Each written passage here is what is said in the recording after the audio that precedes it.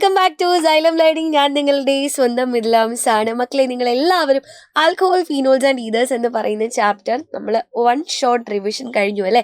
നമ്മൾ ഒന്നിച്ച് ആ ഒരു ഫുൾ ചാപ്റ്റർ അടിപൊളിയായിട്ട് പഠിച്ചു കഴിഞ്ഞിരിക്കുകയാണ് അല്ലേ. അപ്പോൾ ഇന്ന് നിങ്ങൾക്ക് വേണ്ടിയിട്ട് ഈ ഒരു ചാപ്റ്ററിൽ പലതവണ റിപ്പീറ്റഡ് ആയിട്ട് ചോദിച്ചിട്ടുള്ള ഏരിയകളിൽ നിന്നും ദ മോസ്റ്റ് ഇമ്പോർട്ടൻറ്റ് ക്വസ്റ്റ്യൻസ് ആണ് മിസ് കൊണ്ടുവന്നിട്ടുള്ളത്. അപ്പോൾ എൻ്റെ കുട്ടികളെല്ലാവരും തന്നെ ബുക്കും പേനയും ഒക്കെ എടുത്ത് റെഡി ആയിട്ടിരിക്കുക. നമുക്ക് ഓരോരോ ക്വസ്റ്റ്യൻസ് ആയിട്ട് വേഗം തന്നെ ചെയ്ത് നോക്കാം. റെഡി? ഒന്നാമത്തെ ക്വസ്റ്റ്യൻ നോക്കിക്കേ. IUPAC നെയിം എഴുതാനാണ് പറഞ്ഞിട്ടുള്ളത്. എൻ്റെ കുട്ടികൾക്ക് കാണാൻ സാധിക്കുന്നുണ്ടോ?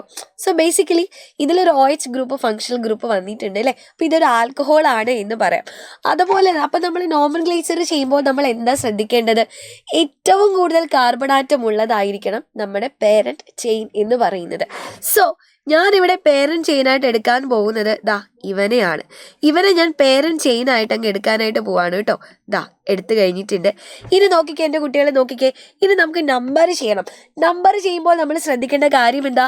നമ്മുടെ OH ഗ്രൂപ്പിന് ഏറ്റവും ചെറിയ നമ്പർ കിട്ടുന്ന രീതിയിൽ വേണം നമ്മൾ നമ്പർ ചെയ്യാൻ അല്ലേ. അപ്പം നമുക്ക് നമ്പർ ചെയ്യാം. 1, 2, 3, 4. രണ്ടാമത്തെ കാർബൺ ആറ്റത്തിലാണ് നമ്മുടെ OH ഗ്രൂപ്പും വരുന്നത്. അതേപോലെ തന്നെ ഒരു മീഥൈൽ ഗ്രൂപ്പും ഉണ്ട് അല്ലേ. അപ്പം നമുക്ക് എങ്ങനെ പറയാം? ഇവൻ്റെ പേര് വരുന്നത് 2-മീഥൈൽ. 4 കാർബൺ ആറ്റം ഉണ്ടെങ്കിൽ ബ്യൂട്ടാൻ എന്നാണ് വരുന്നത്. 2-മീഥൈൽ ബ്യൂട്ടാൻ 2 ഓൾ അല്ലേ. 2-മീഥൈൽ ബ്യൂട്ടാൻ 2 ഓൾ എന്ന് നമുക്ക് ഇവൻ്റെ പേര് വിളിക്കാം. സിമ്പിളാണ്. അടുത്തൊരാളെ നോക്കിക്കേ. അടുത്ത ആളെന്ന് പറയുന്നത് ഒരു ഓക്സിജൻ്റെ 2 സൈഡിലും ആൽക്കൈൽ ഗ്രൂപ്പ്സ് വന്നിരിക്കുകയാണ്. സോ ഇവനൊരു ഈതറാണ് അല്ലേ. ഈതറിന് എങ്ങനെയാണ് നമ്മൾ IUPAC നെയിം കൊടുക്കുക? ആൽക്കോക്സി ആൽക്കെയിൻ എന്നാ കൊടുക്കുക. കുറവ് നമ്പർ കാർബൺ ആറ്റമുള്ള ആളെ ആൽക്കോക്സി എന്നും കൂടുതൽ നമ്പർ ഓഫ് കാർബൺ ആറ്റമുള്ള ആളെ ആൽക്കെയിൻ എന്ന് വിളിക്കും. അപ്പം ഇവൻ്റെ പേര് വരുന്നത് മെഥോക്സി ഈഥേൻ എന്നായിരിക്കും. എപ്പോഴും IUPAC നെയിം എഴുതുമ്പോൾ പേര് തുടങ്ങുമ്പോൾ അത് ക്യാപിറ്റൽ ലെറ്റർ ആണ് എന്നെൻ്റെ കുട്ടികൾ എല്ലാവരും ഉറപ്പ് വരുത്തണം, അല്ലെങ്കിൽ നിങ്ങൾക്ക് മാർക്ക് കിട്ടില്ല കേട്ടോ. അടുത്ത ക്വസ്റ്റ്യൻ നോക്കിക്കേ. Alcohols are soluble in water, give reason അല്ലേ. ആൽക്കഹോൾസ് എന്തുകൊണ്ടാണ് മക്കളെ വാട്ടറിൽ സോലിബിൾ ആവുന്നത്? കാരണം നമ്മുടെ ആൽക്കഹോൾസ് ആയാലും ശരി, ഫീനോൾസ് ആയാലും ശരി, ഇവർ വാട്ടറുമായിട്ട് ഹൈഡ്രജൻ ബോണ്ടിങ്ങിൽ ഏർപ്പെടും അല്ലേ. They forms hydrogen bonds with water. അപ്പോൾ വാട്ടറുമായിട്ട് ഹൈഡ്രജൻ ബോണ്ട്സ് ഫോം ചെയ്യാനുള്ള എബിലിറ്റി നമ്മുടെ ആൽക്കഹോൾസിനുണ്ട്. അതുകൊണ്ടാണ് ഇവർ വാട്ടറിൽ സോല്യൂബിൾ ആയിട്ടുള്ളത് എന്ന് നമുക്ക് പറയാൻ സാധിക്കും. സെറ്റ് അല്ലേ? ഓക്കെ. അപ്പോൾ 3 മാർക്കിൻ്റെ ക്വസ്റ്റ്യൻ ആണ്. ഓക്കെ അല്ലേ? അടുത്ത ക്വസ്റ്റ്യനിലേക്ക് പോവാം. Explain the following. ആരൊക്കെയാണ് എക്സ്പ്ലെയിൻ ചെയ്യാൻ പറഞ്ഞിട്ടുള്ളത്? 1 നമ്മുടെ വില്യംസൺ സിന്തസിസ് ആണ്. 2 കോപ്സ് റിയാക്ഷൻ ആണ്. മക്കളെ, ഓർഗാനിക് കെമിസ്ട്രിയിലേക്ക് വരുമ്പോൾ നെയിംഡ് റിയാക്ഷൻസ് എല്ലാം തന്നെ വളരെ വളരെ വളരെ ഇമ്പോർട്ടൻ്റ് ആണ് എന്നുള്ള കാര്യം എൻ്റെ കുട്ടികൾ ആരും മറന്നു കളയരുത് കേട്ടോ. അപ്പോൾ വില്യംസൺ സിന്തസിസ് എന്ന് പറഞ്ഞാൽ എന്താ? ഇപ്പം പേരിൽ തന്നെയുണ്ട്, സിന്തസിസ് ആണ്. ആരുടെ സിന്തസിസാ? ഈഥറിൻ്റെ സിന്തസിസ് ആണ്. ഒരു ഈഥറിനെ നമ്മൾ പ്രിപ്പയർ ചെയ്യാൻ ഉപയോഗിക്കുന്നത് മോസ്റ്റ് ഇമ്പോർട്ടൻറ്റ് ടെക്നിക്കാണ് വില്യംസൺസ് സിന്തസിസ് എന്ന് പറയുന്നത്. അപ്പോൾ വില്യംസൺ സിന്തസിസിൽ നമ്മൾ എന്താ ചെയ്യുന്നത്? എൻ്റെ കുട്ടികൾക്ക് ഓർമ്മയുണ്ടോ? നമ്മൾ എന്താ ചെയ്യുക? ഒരു ആൽക്കൈൽ ഹാലൈഡിനെ എടുക്കുന്നു അല്ലേ.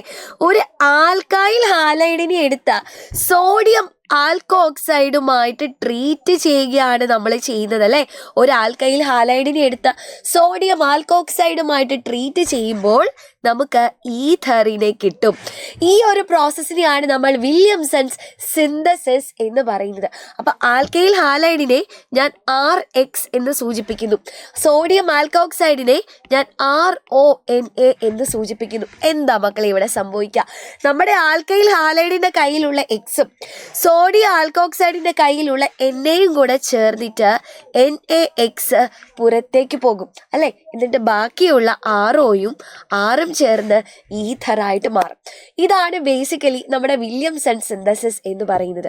അപ്പോൾ വില്യംസൺ സിന്തസിസിൽ നമ്മൾ ശ്രദ്ധിക്കേണ്ട ഒരു കാര്യമുണ്ട്. എന്താണ് ആ കാര്യം എന്ന് പറയുന്നത്? നമ്മൾ എടുക്കുന്ന ആൽക്കൈൽ ഹാലൈഡ് എപ്പോഴും പ്രൈമറി ആൽക്കൈൽ ഹാലൈഡ് ആയിരിക്കണം അല്ലേ. സോഡിയം ആൽക്കോക്സൈഡ് പ്രൈമറിയോ സെക്കൻഡറിയോ ടെർഷ്യറിയോ ഒക്കെ ആകാം, ഒരു പ്രശ്നവും ഇല്ല. പക്ഷെ എടുക്കുന്ന ആൽക്കൈൽ ഹാലൈഡ് എപ്പോഴും പ്രൈമറി ആയിരിക്കണം. ആ ഒരു പോയിന്റ് എൻ്റെ കുട്ടികൾ ആരും മറന്നു കളയരുത് കേട്ടോ. ഇനി രണ്ടാമത്തേതാണ് നമ്മളോട് ചോദിച്ചിട്ടുള്ളത്, കോബ്സ് റിയാക്ഷൻ ആണ് ചോദിച്ചിട്ടുള്ളത്. എന്തായിരുന്നു കോബ്സ് റിയാക്ഷൻ? ആ ഒരു ഫീനോളിൻ്റെ സെക്ഷനിൽ നമ്മൾ പഠിക്കുന്ന ഒരു റിയാക്ഷനാണ് കോബ്സ് റിയാക്ഷൻ എന്ന് പറയുന്നത്. എൻ്റെ മക്കൾക്ക് ഓർമ്മയുണ്ടോ? സാലിസിലിക് ആസിഡിൻ്റെ പ്രിപ്പറേഷൻ ആണ് അല്ലേ കോബ്സ് റിയാക്ഷൻ എന്ന് പറയുന്നത്. പ്രിപ്പറേഷൻ ഓഫ് സാലിസിലിക് ആസിഡ് ആണ്. അപ്പോൾ സാലിസിലിക് ആസിഡിനെ നമ്മൾ പ്രിപ്പയർ ചെയ്യാൻ ഉപയോഗിക്കുന്ന മെത്തേഡ് എങ്ങനെയായിരുന്നു നമ്മൾ പ്രിപ്പയർ ചെയ്യുക? ആദ്യം തന്നെ നമ്മൾ ഫീനോളിനെ എടുക്കുന്നു. ഫീനോളിനെ എടുത്ത് സോഡിയം ഹൈഡ്രോക്സൈഡുമായിട്ട് ട്രീറ്റ് ചെയ്യുമ്പോൾ നമുക്ക് ആരെയാ കിട്ടുക? എപ്പോഴും ഫീനോള് സോഡിയം ഹൈഡ്രോക്സൈഡുമായിട്ട് ട്രീറ്റ് ചെയ്താൽ നമുക്ക് കിട്ടുന്നത് സോഡിയം ഫീനോക്സൈഡാണ്. ഈ സോഡിയം ഫീനോക്സൈഡ് സിമ്പിളായിട്ട് കാർബൺ ഡൈ ഓക്സൈഡ് ആയിട്ട് പോലും റിയാക്ട് ചെയ്യും. അത്രയ്ക്ക് റിയാക്റ്റീവാണ്. കാർബൺ ഡൈ ഓക്സൈഡ് ഒക്കെ ആയിട്ട് റിയാക്ട് ചെയ്തു. Followed by acidification. ആദ്യം കാർബൺ ഡൈ ഓക്സൈഡുമായിട്ട് ട്രീറ്റ് ചെയ്യുന്നു, അതിനുശേഷം ആസിഡുമായിട്ട് നമ്മൾ ട്രീറ്റ് ചെയ്യിക്കുന്നു. അതാണ് ഫോളോഡ് ബൈ അസിഡിഫിക്കേഷൻ. അങ്ങനെ ട്രീറ്റ് ചെയ്ത് കഴിയുമ്പോൾ നമുക്ക് കിട്ടുന്ന ആളാണ് ബെൻസീൻ റിങ്ങിലേക്ക് ഒരേ സമയം ഒരു കാർബോക്സിൽ ഗ്രൂപ്പും ഒരു ഹൈഡ്രോക്സിൽ ഗ്രൂപ്പും വരുന്ന നമ്മുടെ സ്വന്തം സാലിസിലിക് ആസിഡ് അല്ലെങ്കിൽ ഓർത്തോ ഹൈഡ്രോക്സി ബെൻസോയിക് ആസിഡ് എന്ന് നമ്മൾ വിളിക്കും. ശരിയല്ലേ? അപ്പോൾ എൻ്റെ കുട്ടികൾ നെയിംഡ് റിയാക്ഷൻസ് ഒന്നും തന്നെ സ്കിപ്പ് ചെയ്ത് കളയരുത്, കറക്റ്റായിട്ട് പഠിക്കുക. കോബ്സ് റിയാക്ഷൻ എന്ന് പറയുന്നത് സാലിസിലിക് ആസിഡിൻ്റെ പ്രിപ്പറേഷനും. ഇനി ഒരാളും കൂടി ഉണ്ട്, റീമർ ടീമൻ റിയാക്ഷൻ അല്ലേ. റീമർ ടീമൻ റിയാക്ഷൻ എന്ന് പറയുന്നത് സാലിസിൽ ആൽഡിഹൈഡിൻ്റെ പ്രിപ്പറേഷനുമാണ്. ഡിഫറൻസുകൾ കൃത്യമായിട്ട് ഓർത്ത് വെച്ച് പഠിക്കുക. സിമ്പിളായിട്ട് എഴുതിക്കൂടെ?